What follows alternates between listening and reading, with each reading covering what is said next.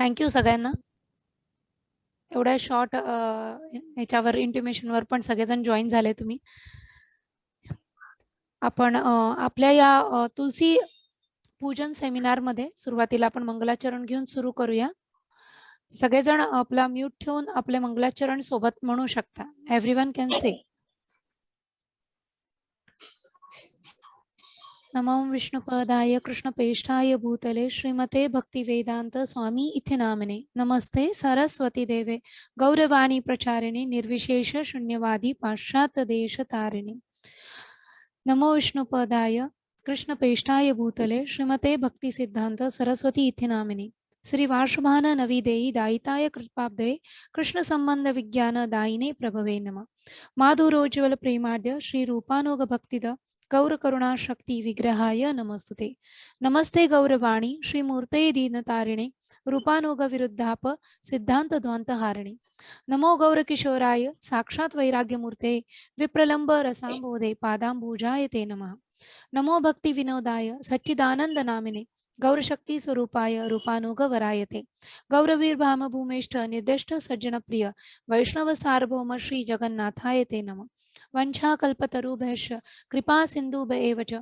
पतितानां पावनेभ्यो वैष्णवेभ्यो नमो नमः नमो महावदान्याय कृष्ण प्रेम प्रदायते कृष्णाय कृष्ण चैतन्य नामिने गौरतिशे नमः पंचतत्वात्मकं कृष्ण भक्तरूप स्वरूपकं भक्तावतारं भक्ताख्यं नमामि भक्तशक्तिकं हे कृष्ण करुणा सिंधु दीनबंधु जगतपते गोपेश गोपिका कांत राधा कांत नमस्तुते तप्त कांचन जयतां सुरतो पंगो मम मंदर मतिर्गति मत्सर्वस्व पदाम्बोजो राधा मदन मोहनो दिव्य वृंदावरण कल्पद्रुमद श्रीमद रत्नागार सिंहासनस्थो श्रीमद राधा शील गोविंद देवो प्रेष्ठालभे सव्यमानो स्वरामि श्रीमान रास रसारंभी वंशी वटस्तटस्थित कर्शन वेणु स्वनिर्गोपी गोपीनाथाय श्रीस्तुना तप्त कांचन गौरांगी श्री राधे वृंदावनेश्वरी वृषभानु सुते देवी प्रणमामि हरिप्रिये जय श्री कृष्ण चैतन्य प्रभु नित्यानंद श्री अद्वैत गदाधर श्रीवासादि गौर भक्तवृंद हरे कृष्ण कृष्ण कृष्ण हरे हरे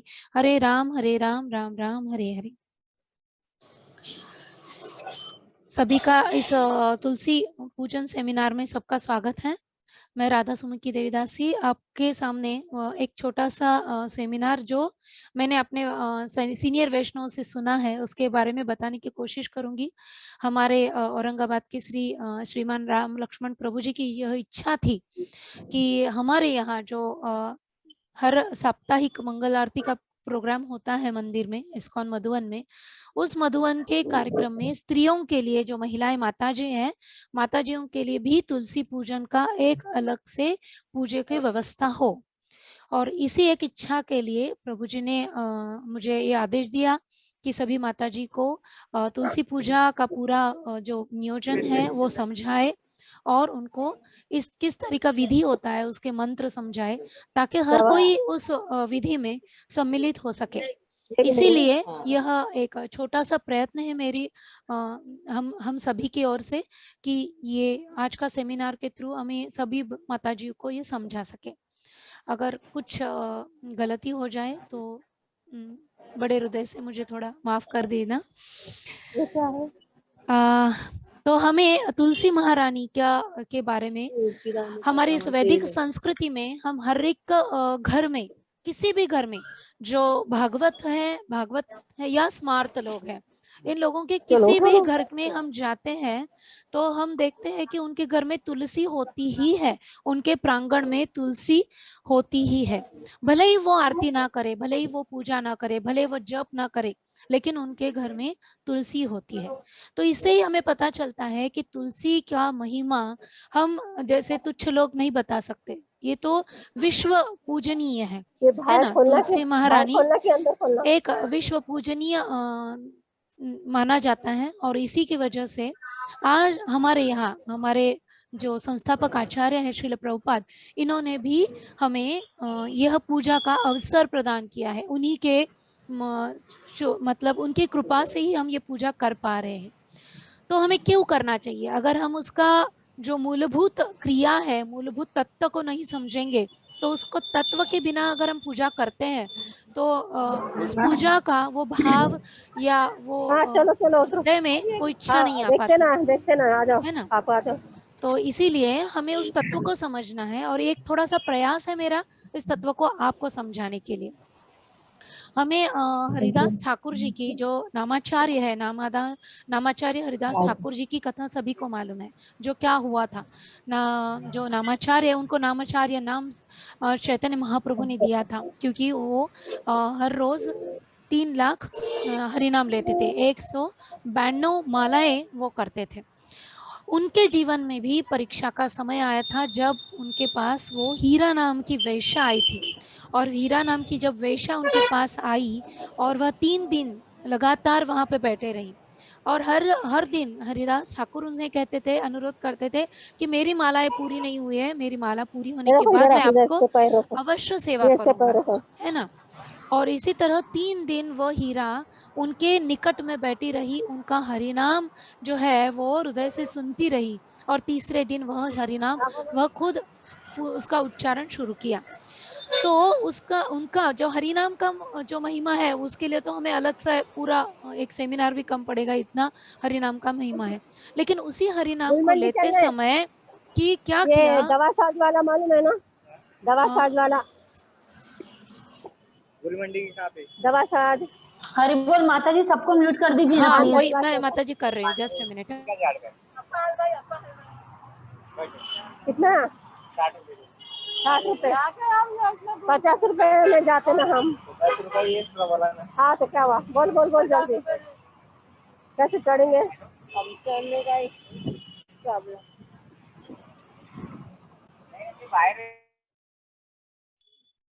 हरे कृष्णा, मेरी आवाज आ रही है सभी को? सिर्फ थंब दिखा दो माता जी, मुझे समझ में आ जाएगा। हाँ, थैंक यू। तो हरिदास ठाकुर जी ने क्या किया कि वह 3 दिन हरिनाम लेते हुए वो इतनी शुद्ध हो गई हीरा कि वह खुद हरिनाम लेने लगी।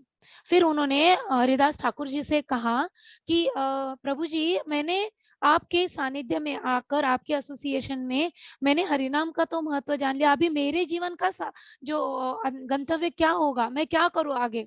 तब हरिदास ठाकुर जी ने हीरा को कहा कि हे माता जी, आप यही बैठकर, इसी स्थान में बैठकर तुलसी महारानी की पूजा कीजिए। तुलसी महारानी इतनी पूजनीय है, इतनी पवित्र है कि वह अपने पूरे पापों का शालन करती है और हमें शुद्ध बनाकर भगवान के चरणों में अर्पित करती है। इसीलिए भगवान के चरण में हमें जाने से पहले तुलसी महारानी की पूजा करनी अवश्य है। यह एक अच्छी और बड़ी सीख नामाचार्य हरिदास ठाकुर जी ने हमें दी थी। और इसी मतलब जो तुलसी महारानी की जो महिमा है, गर्ग संहिता, तुलसी उपनिषद, ब्रह्म वैवर्त पुराण, हमारे श्रीमद् भागवतम या स्कंद पुराण या पद्म पुराण, इन सभी सभी ये बड़े बड़े ग्रंथों में, हमारे वैदिक ग्रंथों में इनकी महिमा दी है। हम कितना सुनाए और कितना सुने, हमारा जीवन कम हो पड़ जाएगा तुलसी महारानी के बारे में सुनते सुनते। लेकिन हम कुछ प्रयास कर रहे हैं सभी को तुलसी महारानी के इस महिमा को बताने के लिए। जब हरिदास ठाकुर जी ने, नामाचार्य हरिदास ठाकुर जी ने जब हीरा को, उस वेश्या को जब बताया, तब उन्होंने यह कहा था, निरंतर नाम लो करी तुलसी सेवन, और चिरत पाबे तुम्ही कृष्ण चरण।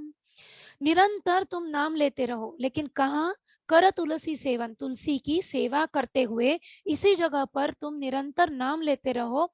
अचिरत मतलब निरंतर, कभी भी ना रुके हुए। अचिरत पाबे तुम्ही कृष्ण चरण, तुम्हें अनंत अनंत अनंत काल के लिए कृष्ण के चरण में सेवा मिलेगी, अगर आप तुलसी के सानिध्य में रहकर हरि नाम लेते हैं। तो ये जब नामाचार्य हरिदास ठाकुर जी ने उस वेश्या को बताया, तो वो उस वेश्या ने उसी क्षण अपनी पूरे सारी जो भी संपत्ति थी वह दान देकर, उसी जगह पर जहाँ पे हरिदास, नामाचार्य हरिदास ठाकुर जी बैठा करते थे, उसी तुलसी की सेवा करते हुए अपना पूरा जीवन उन्होंने समर्पित कर दिया। देखिए, हम मतलब सुनते ही हमें कितना अच्छा लगता है कि बस केवल तुलसी की सेवा। इस पूरे भौतिक इस विश्व में, अभी एक कलयुग में हम देखते हैं कि हमारे पापों का जो भंडारा है वो बढ़ता ही जा रहा है, हर हर क्षण हमारे पापों का जो भंडार है वो बढ़ता ही जा रहा है। ऐसे इस कलयुग में हमें पावन करने के लिए तुलसी महारानी एक ऐसे वरदायिनी है कि जो हमें वर दे रही है। तुलसी महारानी भगवान की पूजा करने के लिए वो अवसर, वो लाभ हमें प्रदान करने के लिए आई है। आगे ऐसे ही भगवान की एक कथा हमें पता है, जब नारद मुनि द्वारका में आए थे और भगवान के उस पूरे वैभव को वो देखना चाहते थे कि 16,108 रानियों में भगवान किस तरह से विस्तारित है, और वो देखने आए थे कि भगवान किस तरीके से उनसे आदान प्रदान करते हैं। यही प्रश्न हमारे इस कलयुग में बहुत सारे लोगों को पड़ा है, अरे कृष्ण 16,108 रानियां करते हैं, है ना। कितने लोग भगवान को अलग अलग तरीके से नाम रखते हैं, लेकिन वो दिव्यता, वो जो शक्ति है वो से केवल भगवान में है कि वो कलयुग में मानव एक पत्नी को संभाल नहीं पाता है, वही भगवान द्वापर युग में 16,108 रानियां पत्नियों के साथ उनसे आदान प्रदान करते हुए बिना कोई क्लेश के उन सभी को समाधान दे चुके हैं। और यही देखने के लिए नारद मुनि भी वहां आए थे। नारद मुनि ने देखा और वह भगवान को इस पूरी लीला को देखकर अचंभित रह गए। वो भगवान से एक लीला करने के लिए वो दोनों ने मिलकर एक लीला की, जिसकी कथा मैं अभी नहीं बताऊंगी, बस इतना सार है उसका कि वहीं पे एक लीला की उन्होंने, और उन्होंने भगवान को खरीद कर अपने साथ लेके गए, अपना दास बनाकर। नारद मुनि भगवान को दास बनाकर जंगल में लेके गए। सारे जंगल में जानते वक्त जब रानियां सब आई तो रानियों ने कहा, रानियों से ही भगवान को वो लेकर गए थे। ऐसे शब्दों के जाल में नारद मुनि ने सब रानियों को फंसा दिया और उन्होंने भगवान को उनको बेच दिया, और सभी रानियों से उनको खरीद कर नारद मुनि उनको जंगल में लेके गए। और तब उस क्षण जब ये हो रहा था, तब रुक्मिणी देवी वहां उपस्थित नहीं थी। और जब ये हो गया, फिर कुछ ही काल में जब रानियों का विलाप शुरू हो गया कि हम भगवान को नहीं देख पा रहे, हमने जो किया है वो बहुत गलत किया है, तब रुक्मिणी देवी ने उनको बताया कि हमें अभी फिर से भगवान के चरणों में जाना पड़ेगा और नारद मुनि से भगवान को हमें वापस लेके आना पड़ेगा। फिर रुक्मिणी देवी जंगल में जाती है और नारद मुनि से प्रार्थना करती कि नारद मुनि जी, आपने ये क्या किया, हमारे जो जीवन धन है उनको ही आप लेके गए, हम कैसे जिएंगे। तब नारद मुनि ने कहा, आपकी रानियों ने मुझे बेचा है, अगर आपको फिर से आपके भगवान चाहिए तो मुझसे खरीद लीजिए। फिर रुक्मिणी जी ने कहा, हमें क्या देना पड़ेगा। वह सारा धन द्वारका का एक तुला में डाल दो और एक जगह पे भगवान को डाल दो, जितना धन बैठेगा वो मुझे आप दान में दे दो और अपने भगवान को वापस पालो। फिर वो तुलादान शुरू हो गई। सब रानियों ने अपने जेवर भी डाल दिए, द्वारका का पूरा भंडार खुला हो गया, रानियों के जेवर भी उसमें चढ़ गए, लेकिन तत्समस न हुए, वो तुला वैसे ही वैसे भगवान बैठे हुए। फिर वहां पे रुक्मिणी देवी आई और रुक्मिणी देवी ने कहा, क्या इसको सबको हटा दीजिए।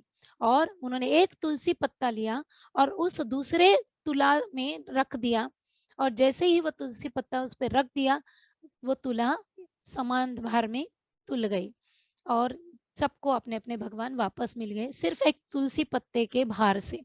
तो इससे लीला से हमें पता चलता है कि तुलसी महारानी एक इस पूरे संसार का भी अगर हम जो भंडार है, जेवर है, धन है, सभी हम दे देते हैं तो भी तुलसी महारानी के इस दिव्यता से हम तुलना नहीं कर सकते।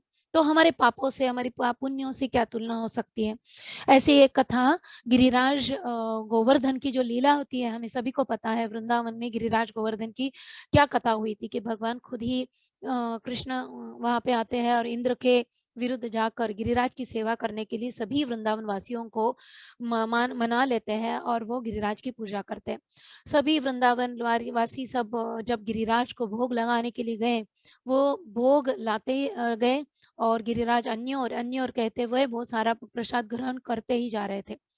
तभी भी ऐसे ही हुआ था जब कि अभी क्या करेंगे, वृंदावन का जो सभी बनाया हुआ जो अनाज था वहां उस वक्त तो खत्म हो गया था, अभी क्या कर सकते हैं उन, तो अभी क्या करेंगे। तभी भगवान ने यह बताया कि तुलसी पत्ता दे दीजिए, अभी गिरिराज के मुख में एक तुलसी पत्ता रख दीजिए। और उस वक्त गिरिराज के मुख में वह तुलसी पत्ता रखने से ही गिरिराज जी ने सभी को आशीर्वाद दिया कि मैं अभी तृप्त हो गया हूँ। तो सभी वृंदावन वासियों को भी जो आशीर्वाद गिरिराज जी से मिला था, वह तुलसी पत्ते के, उस तुलसी महारानी के एक पत्ते की वजह से ही वो आशीर्वाद मिला था। हमें ये भी कथा एक मालूम है कि हमने बहुत सुना है रसखान जी की। हम अभी भी निकट समय में ही हम पूरे कुटुंबियों के साथ वृंदावन गए थे, तो वहां पे रसखान की समाधि बनती जा रही है। तो स्वामी सनातन गोस्वामी के भजन कुटीर के निकट ही रसखान की एक बहुत बड़ी समाधि बन रही है। और जब वहाँ का जो सरकार है वो उस जगह को इतनी सुंदर तरीके से विस्तारित कर रहे हैं ताकि जो पर्यटक है वो वहां पे आए और देखे। तो उसी रसखान की जी की कथा में मैंने ये पढ़ा था कि जब रसखान एक इस्लामी धर्मीय होकर भी जब भगवान के उस मुरली के वादन को सुनकर उनके चरणों को देखकर आकर्षित होकर वृंदावन में भागते हुए आ गए, और वो समय समय पर हर जगह पे भगवान को ढूंढते जा रहे थे। और जब जा रहे थे तो इतनी सुंदर सुंदर कविताएं उन्हें बनाई हैं, वो दोहे बनाई हैं रसखान जी के। उनके दोहों में उन्होंने लिखा है कि भगवान के जो वाणी को, उनकी मुरली को सुनकर हृदय इतना भर आता है, उसको पूरा मतलब उस हृदय की तृप्ति करने के लिए हम क्या कर सकते हैं, तो केवल तुलसी महारानी की प्रार्थना, कि वही तुलसी महारानी जो हमें भगवान के चरणों में ले जा सकती है। इसीलिए ब्रह्मवैवर्त पुराण में तुलसी महारानी के लिए ऐसे कहा गया है, कश्चित तुलसी कल्याणम गोविंद चरण प्रिय। जो गोविंद के चरणों में हमेशा रहने वाली तुलसी महारानी है, हे तुलसी महारानी कृपया हमें भी उनके चरणों में, गोविंद जी के चरणों में डाल दीजिए। ऐसे एक प्रार्थना श्रीमद् भागवत में भी आती है। दसम स्कंद में जब भगवान अपनी रासलीला हो रही थी शरद पूर्णिमा के दिन, तो रासलीला के समय में, रासलीला के एक मध्य समय में भगवान वहां से क्या हो गए, अंतर्धान हो गए। और अंतर्धान होने के बाद सभी गोपियां, राधा रानी समवेत सब लोग उनको ही वहां पे यहाँ पे देख रहे थे कि कहीं पे भी उनको कृष्ण नजर नहीं आ रहे थे, तो कहाँ चले गए। तब वह पूरे वृंदावन के उस हर एक वृक्ष को पूछते हुए, हर एक वेलियों को पूछती हुई जा रही थी, तब उन्होंने यही श्लोक वहीं पे भी बोला था कि कश्चित तुलसी कल्याणम गोविंद चरण प्रिय, कि आप हमेशा गोविंद के चरण में रहने वाले ही तुलसी महारानी कृपया हमें हमारे कृष्ण दिखा दीजिए, हमें कृष्ण कहाँ है ये बता दीजिए। तो राधा रानी जो भक्ति की साक्षात प्रतिमा है, वही भक्ति दे प्रदायिनी है, वो भक्ति की पराकाष्ठा मानी जाती है। ऐसे राधा रानी भी तुलसी महारानी को प्रार्थना करते हैं कि कृपया हमें गोविंद के चरणों में आपको हमें वहां पे समर्पित कीजिए। तो तुलसी महारानी में ही वो शक्ति है, तुलसी महारानी का ही वो दिव्यता है जिससे हम गोविंद के चरणों में जा सकते हैं। हम जो हर रोज तिलक लगाते हैं, है ना, सभी माता जी तिलक लगाते हैं, तो हम जो ये तिलक लगाते हैं तो इसका उल्लेख इसमें तुलसी उपनिषद में आता है कि ये जो तुलसी जब हम लगाते हैं तिलक, तो ये तुलसी के ये दो जो लाइन है बाजू में, ये दो जो लाइन है वो राधा कृष्ण है। वह राधा और कृष्ण के होने की वजह से, गौरांगा हे काहीतरी झालं मीटिंग यस ओके। सो जब ये लगाते हैं तो दो होते हैं, ये राधा और कृष्ण होते हैं, और ये बीच का वाला जो ये छोटी सी जगह है, इसमें राधा रानी के और भगवान कृष्ण का छोटा सा अंतर है, जो वृंदावन में परकीय भाव के नाम से जाना जाता है। परकीय भाव में वृंदावन में जहाँ पे व्रज है, व्रज धाम है, उस क्षेत्र में भगवान और राधा रानी एक दूसरे के साथ एकत्रित नहीं हो पाते हैं, वो परकीय भाव होने की वजह से। लेकिन जब वह दोनों तुलसी महारानी से सम्मिलित होते हैं, तो तुलसी महारानी की कृपा से ही राधा कृष्ण एक हो जाते हैं। वृंदा देवी का काम यह है, आप देख सकते हैं कि वृंदा कुंड में एक मिलन कुंड है। मिलन कुंड में वहां से अभी भी, मतलब उस समय से द्वापर युग से आज तक भगवान उस मिलन कुंड में वृंदा देवी पूरा प्रयोजन करती है कि वहां पे राधा और कृष्ण का हर रोज मिलन हो, और वह मिलन वो होता है, निरंतर होता जा रहा है। और ये तिलक भी हमें सिखाता है कि जब तक इस तिलक को हम तुलसी पत्ते के साथ नहीं जोड़ते हैं, तब तक हमें अगर राधा कृष्ण के चरणों में जाना है तो हमें भी तुलसी का ही शरण लेना पड़ेगा। यह एक सीख तुलसी उपनिषद में बताई गई है। एक छोटी सी कथा के साथ मैं तुलसी महिमा यहाँ पे रुकती हूँ, क्योंकि हमें आगे जाकर तुलसी महारानी का जो विधि है वो हमें समझाना है। तो जैसे हर घर में जब बच्चे का, छोटे बालक का जन्म होता है, तो सभी घर में बहुत सब लोग इतने खुश होते हैं कि बालक का जन्म हुआ है, कितना अच्छा है। माता पिता खुश होते हैं, उनके सारे जो कुटुंबीय वो खुश होते हैं। बच्चे हंसता है तो सब हंसते हैं, बच्चा रोने लगा तो सब परेशान हो जाते हैं। वैसे ही जो पिता है वो भी बच्चे को इतने अच्छे संभालते हैं। लेकिन ऐसा एक क्षण आता है कि जब बच्चे ने अगर मलमूत्र विसर्जन कर दिया, तब पिता क्या करते हैं, अपने पत्नी को बुलाते हैं, देखो ये बच्चे ने, बालक ने क्या किया है, इसको संभालो। जब मलमूत्र विसर्जन करता है तो पिता भी, जो जन्मदाता है, वो भी उसको नहीं संभाल सकते, वो क्या करते हैं, माता के हाथ में दे देते हैं। अगर माता नींद में हो, जैसे रात में भी बच्चे मलमूत्र विसर्जन करते हैं, तब माता उठकर उसको इतने अच्छे तरह से साफ कर देती है, बल्कि साफ ही नहीं, उसको डेटॉल लगाएगी, टलकम पाउडर लगाएगी, अच्छे से साफ सुथरा करके उसको टीका लगाकर सुलाएगी। ये माता का भाव होता है। ऐसे ही तो, लेकिन जब माता उसको साफ कर देती है, फिर सभी आ जाते हैं। पिता उसको, जन्मदाता जो है वो कुछ क्षण पहले दे देते हैं कि मलमूत्र विसर्जन के लिए इसको साफ कर दो। लेकिन जैसे ही साफ करते हैं, पिता अपने हाथ में उस बालक को लेते हैं और फिर प्यार से, मतलब अपना प्रेम उस पर डाल देते हैं। ये जो प्रसंग है हर एक के जीवनी में हो चुका है और वो होते रहने वाला है। उसी इस प्रसंग से हमें पद्म पुराण में एक कथा बताई गई है, जिसमें बताते हैं कि जब ये एक मानव जीवन हमें मिला है, उसको सार्थक करना है, तो हमें गोविंद के चरण में जाना है। और उस गोविंद के चरण में जाने से पहले हमें भगवान को प्रसन्न करने के लिए हमें तुलसी महारानी की सेवा में जाना ही होगा। और अगर हम तुलसी महारानी की सेवा करना चाहते हैं तो हमें क्या करना पड़ेगा, हमारे हृदय से जो षड गुण है, दुर्गुण है, मतलब क्रोध, मोह, मद, मत्सर, है ना, ये सब निकालना पड़ेगा, तभी हम शुद्ध होके भगवान के चरणों में जा पाएंगे। तो उस बालक की तरह हम भी, मानव मनुष्य जन्म एक बालक है हम भी, और हम अपने पापों को, मतलब उस काम, क्रोध, मोह, मद, मत्सर को हम धारण करते हैं। जब हम धारण करते हैं तो वह मलमूत्र के विसर्जन की तरह उतने ही तरीके से दुर्लक्षित है ना, उपेक्षित है। और उसे हमारे जन्मदाता पिता कौन है, भगवान कृष्ण, वो स्वीकार नहीं करेंगे, क्योंकि हम उस पूरे मलमूत्र विसर्जित पूरे उसमें भरे हुए हैं। तो वो कैसे स्वीकार करेंगे, वो क्या करेंगे, उसे तुलसी महारानी को हमें सौंप देते हैं, और तुलसी महारानी को कहते हैं कि इसे शुद्ध करके मेरे पास लेकर आओ। और तुलसी महारानी हमारे हृदय से वो पूरे जो काम, क्रोध, मोह, मद, मत्सर पूरा भाव को निकाल कर हमें शुद्ध बनाकर भगवान के चरणों में समर्पित कर देती है। तभी भगवान हमें स्वीकार करेंगे। तभी तुलसी महारानी के अगर चरणों में हम जाते हैं, तुलसी महारानी की हम निरंतर सेवा करते हैं, तो ही हम शुद्ध होंगे। यह सीख हमें इस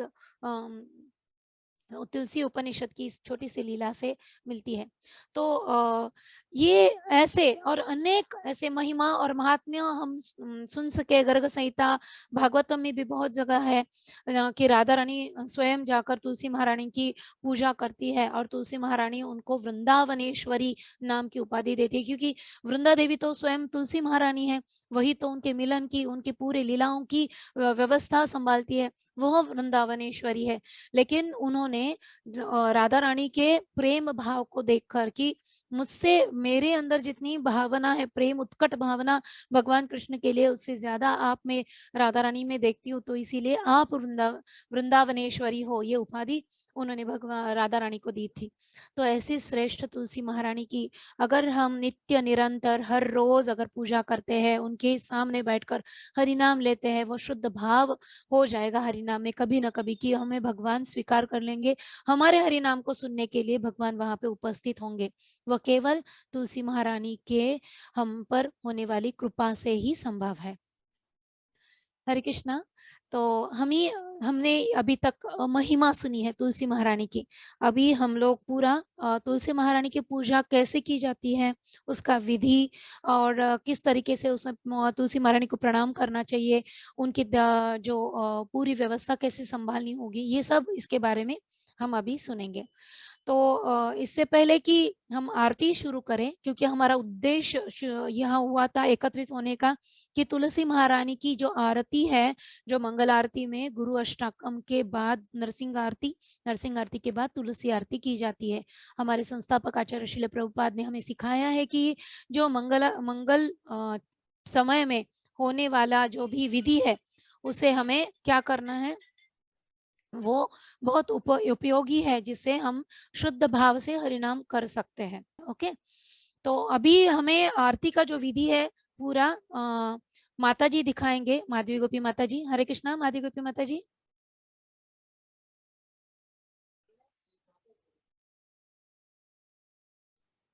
मुझे सुन पा रहे हैं सब लोग? माधवी गोपी माता जी, आज के इस आरती का पूरा सेमिनार में आरती करने वाले हैं माधवी गोपी माता जी, वो पूरा विधि दिखाएंगे। और राधा भाव कांति माता जी जो वो हमें आरती सुनाएंगे, और वह विधि को समझाते वक्त कुछ श्लोक है, कुछ उसके मंत्र है, वो मैं आपको दिखाऊंगी। उस मंत्र के बारे में जब आरती हमारी हो जाती है, उसकी छोटी सी विधि मैं फिर से आपको बताऊंगी कि किस तरीके से ये श्लोक को हम कब कब उस श्लोक को किस अंतर्याम से बोल सकते हैं। हाँ, माधी गोपी माता जी। हाँ माताजी, हाँ हाँ, तुमचा व्हिडिओ ऑन करा। मी माता जी, आप तैयार आहे ना? राधा भाव कांती माता जी। हो हो, हरे कृष्णा।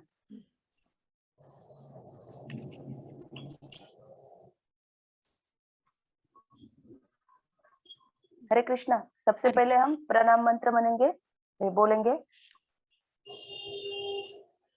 वृंदाय तुलसी देवाय प्रियाय केशवाय च विष्णु भक्ति प्रतिदेवी सत्यवते नमो नमः।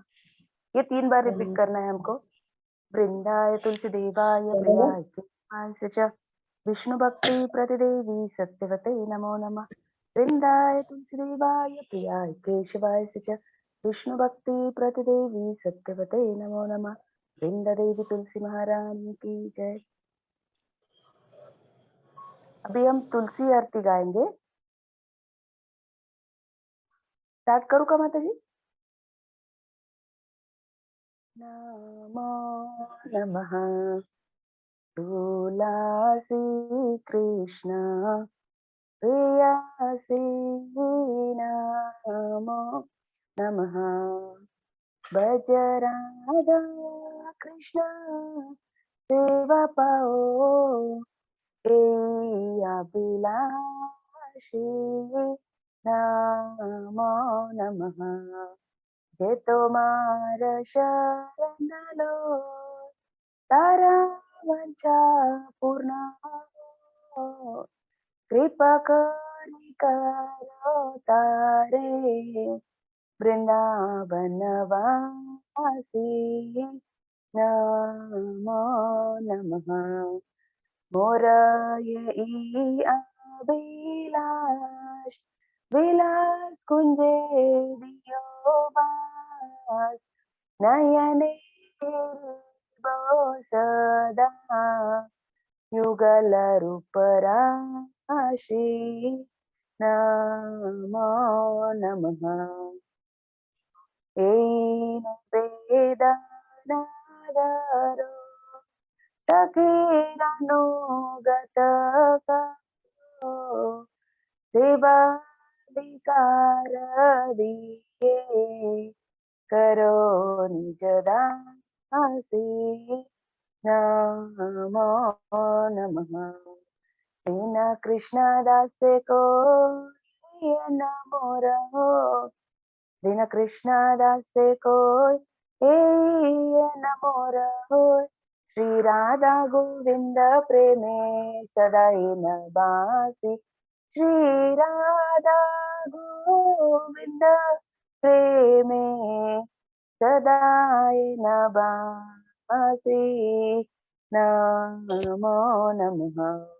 तुलसी कृष्ण प्रेयसी नमो नमः। यहाँ अभी तुलसी प्रदक्षिणा का मंत्र है ये। यानि कानि च पापानि ब्रह्मत्यधिकानि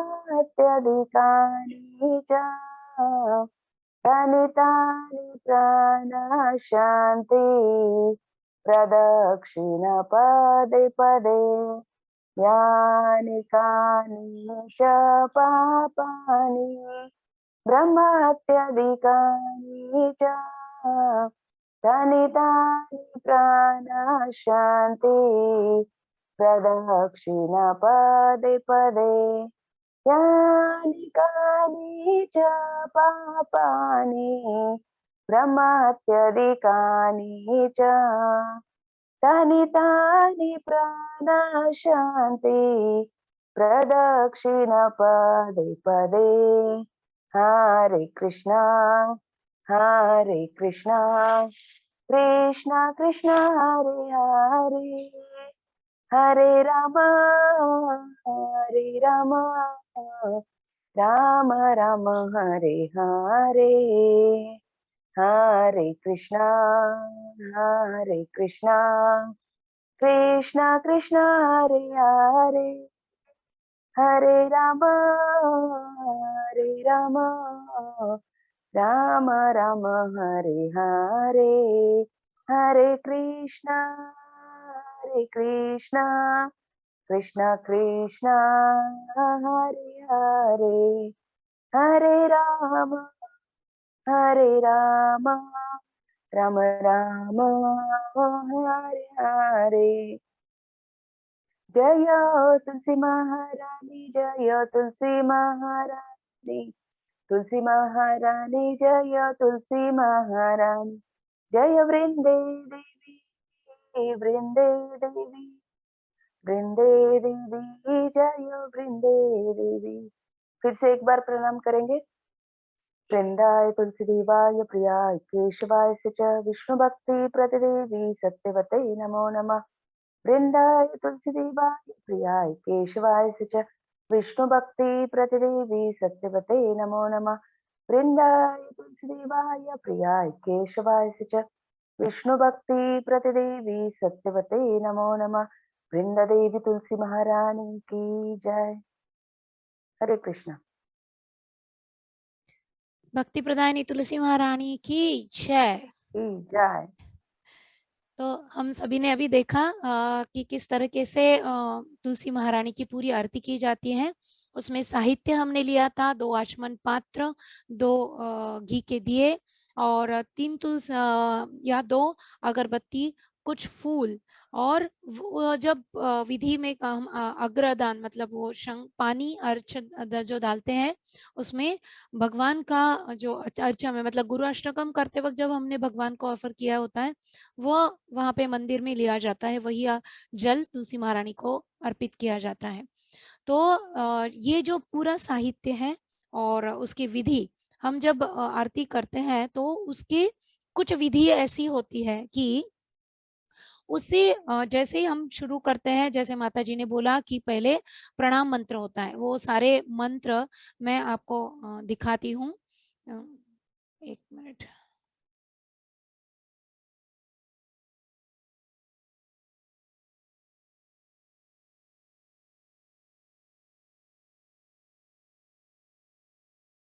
ये मंत्र है जो पहले सुबह उठते ही हमें तुलसी महारानी को प्रातः स्मरण करना है। कश्चित तुलसी कल्याणम गोविंद चरण प्रिय वृंदा वृंदावनी विश्व पावनी विश्व पूजिता नंदिनी पुष्प साराच तुलसी कृष्ण जीवनी। हे तुलसी महारानी, आप भगवान के चरणों में हमेशा रहने वाली हो, आप कल्याणदायी हो, कल्याणकारी हो। तो इनके ये जो मैं दिखा रही हूँ ये पूरा मैं अपने ग्रुप में शेयर करने वाली हूँ, आपके पास रहेंगे ये मंत्र। फिर उसके बाद हम तुलसी का चयन करते हैं, भगवान के लिए जो लेते हैं तब ये मंत्र बोला जाता है। और आरती के पूर्व जो प्रणाम मंत्र है वो आपके सामने है, तुलसी वृंदाय तुलसी देवाय।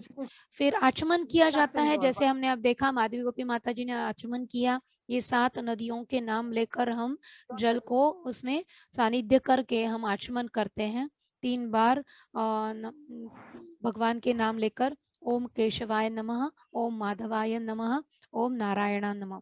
ऐसे हाथ में आचमन करके और फिर शुद्ध कर लेते हैं हमें अपने आप को। फिर आरती शुरू कर देते हैं। फिर आरती पूरी हमने सुनी, अब वो सारी हमें वैष्णव जो हमारा वैष्णव गीत का जो पुस्तक किया है उसमें पुस्तक में हमें ये पूरा मिलेगा। उसमें प्रणाम मंत्र भी है, आरती भी है, और जो प्रदक्षिणा करते हैं हम उसमें वो भी मंत्र है, यानी कहानी। तो ये होने के बाद हमें भगवान को जो प्रार्थना हम करते हैं वही प्रार्थना, मतलब भगवान के भोग लगाते हैं तब तुलसी महारानी का हम उसमें डाले बिना हमारा भोग नहीं लगता है, हमें ये पता है। तो ये सब हम तुलसी महारानी का दिन में हम उनको बुलाते हैं, हमें उनसे सेवा लेते हैं, हमें उनको सेवा में लगाने के लिए प्रार्थना करते हैं। तो उनके प्रति हृदय कृतज्ञता होनी चाहिए। तो ये कृतज्ञता का मंत्र है। जब हम पूरी आरती वगैरह हो जाती है तो इस मंत्र को हमें अर्पित करना है मनोभाव से। महाप्रसाद जननी सर्व सौभाग्य वरदायिनी विधि अधिविधि हरे नित्यम तुलसी तव नमस्तुते। ये आज हमने पूरे इस हमारी विधि में भगवान के लिए जो हमने विधि किया, हर एक में आपको हमने यहाँ पे बुलाया है, हमने आपको यहाँ पे आमंत्रित किया है, और आप सौभाग्य वरदायिनी है। आप यहाँ पे आए और हमारी मंत्रहीन, क्रियाहीन, बुद्धिहीन, ऐसे भावहीन जो भी हमने विधि की है उसको आपने स्वीकार करते हैं। हर रोज नित्य हम लोग करते हैं, तो नित्य आप उसी हमारे इस अभाव रहित पूजा को आप स्वीकार करते हो। ऐसे तुलसी महारानी आप दिव्य हो, इसीलिए आपको मैं नमस्कार करती हूँ। इस भाव से यह कृतज्ञता व्यक्त हमें करनी चाहिए। यह तुलसी महारानी के पूरा जो पूजा का विधि है, यह विधि हमने अभी आज पूरे इसमें देखा हमारे इस सेमिनार में। तो मुझे ये बताना है कि अगर आपकी कोई भी शंका हो, मैंने अब जैसे ये मंत्र का जो मैंने बनाया पीडीएफ, वो हमारे ग्रुप में, माताजी सेवा के ग्रुप में मैं शेयर करूंगी। तो आप सभी के पास ये मंत्र रहेगा। उसके उच्चार करते वक्त अगर कहीं पे भी आपको नहीं आ रहा है तक, तो हमारे जो राधा भाव कांति माता जी है वो आपको जरूर उसमें से मदद करेंगे कि उसको उच्चार को समझने के लिए, या माधवी गोपी माता जी है, या मैं हूँ, या रूपति सखी माता जी है, ये आपके हमेशा सेवा में रहेंगे। आपको अगर कहीं पे भी लगता है कि हमें मदद की जरूरत है तो आप जरूर कीजिए। और आपको अगर इस जो अभी हमने सेमिनार पूरा आपके सामने प्रस्तुत किया, इसके ऊपर आपका कोई प्रश्न हो तो कुछ प्रश्नों के उत्तर हम दे सकते हैं कुछ मिनटों में। 10 मिनट हमारे पास है तो हम दे सकते हैं। आप सभी आपको अनम्यूट कर कर आप प्रश्न पूछ सकते हैं। हरे कृष्णा। हरे कृष्णा। हरे कृष्णा लाडी प्रिया माता जी। हरे कृष्णा माता जी, thank you for this seminar. माता जी बहुत अच्छा लगा, मतलब जो रूटीन में हम तुलसी आरती करते हैं या हम प्रणाम करते हैं, एक्चुअली उसके बारे में और थोड़ा इन्फॉर्मेशन लेके अच्छा लगा ये सेमिनार अटेंड करके। मेरा सिर्फ एक रिक्वेस्ट था कि इसी तरीके से क्या आप एक सेमिनार कंडक्ट कर सकते हो जिसमें तुलसी का केयर टेकिंग प्रोसेस, जैसे घर में तुलसी का जब हम पौधा लगाते हैं तो कैसे लगाना है, उसका केयर कैसे करना है, उसके बारे में अगर आप जानकारी देंगे तो that will be more important. क्योंकि बहुत सी बार क्या है, ऋतु के हिसाब से तुलसी जी मुरझा भी जाते हैं, तो फिर हम उसको वापस से लगाना कब चाहिए, कैसे केयर करना चाहिए उनका, वो जानकारी दे दीजिए प्लीज। माता जी जरूर कोशिश करेंगे। मैं पूरे अपने माता हरि जी बोल। के ग्रुप में बात करूंगी, और इसके बारे में एक थोड़ी तैयारी करने के लिए हमें भी थोड़ा समय दीजिए। हम जरूर कोशिश करेंगे कि आपकी इस छोटी सी इच्छा का आपकी सेवा में हम फिर आ सके, तो मैं प्रयत्न करूंगी उसके लिए भी। हरे कृष्णा माता जी। Thank you. हरे कृष्णा माता जी और किसी का प्रश्न है? हरे कृष्णा माता जी, मेरा भी एक क्वेश्चन था। हाँ माता जी। जो हम धूप दिखाते हैं वो कितने बार दिखाना है? जैसे पूरे शरीर को 7 बार या हाँ माता जी उसका भी विधि है और कि जैसे हाँ, हम धूप का पहले भी और ये दीप का भी। हाँ, दीप का थैंक भी, यू। हाँ माता जी वह एक विधि है जो हमारे वैष्णव आचार संहिता में भी दिया गया है। वो प्रभुपाद ने उसमें बताया है कि जब हम धूप ऑफर करते हैं तो पहले 4 बार चरणों में होता है, 2 बार उनकी नाभि में होता है, 2 बार उसको घुमाया जाता है, फिर 3 बार ऊपर चरण कमल मतलब मुख कमल पर होता है, और पूरी तुलसी महारानी के पूरे शरीर पे 7 बार हम घुमाते हैं, जैसे भगवान को ऑफर किया जाता है वैसे ही 7 बार। और उसी तरह जो दीप अर्पण करते हैं वह भी इसी क्रम में होना चाहिए, 4 बार चरणों पे, 2 बार नाभि पे, 3 बार मुख कमल पे और 7 बार पूरे शरीर पे, 7 बार उसको घुमाया जाता है। और जब भी हम दीप ऑफर करते हैं, वो दीप फिर से हमें प्रभुपाद को ऑफर करना है। प्रभुपाद को ऑफर करने के बाद जो ज्येष्ठ वैष्णव होते हैं, पहले उनको दिया जाता है, फिर बाकी वैष्णव को दिया जाता है। और इसमें एक ऐसा वैष्णव आचार संहिता में दिया गया है कि जब भी हम तुलसी महारानी को प्रणाम करके उठते हैं, आचमन करते हैं, और जब आचमन होने के बाद हम पूजा शुरू करते हैं, मतलब पहली विधि शुरू करते हैं, तो धूप जब लेते हैं तो उसको भी हमें आचमन करना है, उसको शुद्ध करना है। हर एक क्रिया के पहले हमें आचमन करना है, और आचमन करने के बाद वह पहले गुरु को अर्पित किया जाता है, मतलब गुरु के समक्ष उसको रखकर हम अपने आप को उस योग्य उनकी कृपा मांगते हैं कि मैं तुलसी महारानी की पूजा मनोभाव से कर पाऊं, आपकी कृपा मुझ पे बनाए रहे। इसलिए उनको प्रभुपाद के सामने रखते हैं हम लोग एक क्षण के लिए। और फिर तुलसी महारानी को, जैसे मैंने क्रम बताया, पहले 4 बार चरणों के, 2 बार नाभि और 3 बार मुख कमल, और फिर पूरे शरीर पर 7 बार।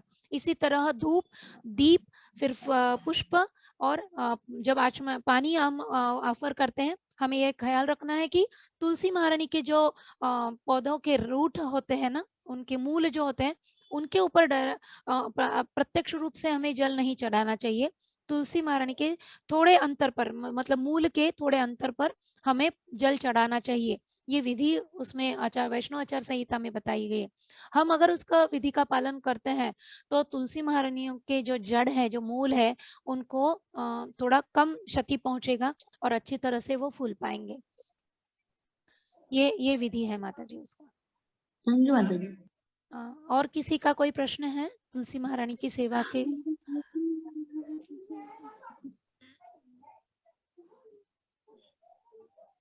तो मैंने जो आपको मंत्र का पीडीएफ शेयर किया था यहाँ पे, वही मैं ग्रुप पे भी शेयर करूंगी। आपको उस मंत्र का पीडीएफ आपके साथ हमेशा रहेगा, ताकि आप भी अच्छी तरह से उसी पूरे विधि के साथ पूजा कर पाएंगे। हरे कृष्णा। धन्यवाद सभी का, हमें ये अवसर दिया आपकी सेवा में आने का। हरे कृष्णा। हरे कृष्णा माता जी, दंडवत प्रणाम। धन्यवाद प्रणाम माता जी। हरे कृष्णा, दंडवत प्रणाम। सभी माता जी के लिए हम एक बार हरि बोल बोलेंगे। हरि बोल माता जी। हरि बोल, हरि बोल, हरि बोल, हरि हरि बोल, बोल, हरि हरि बोल। बोल।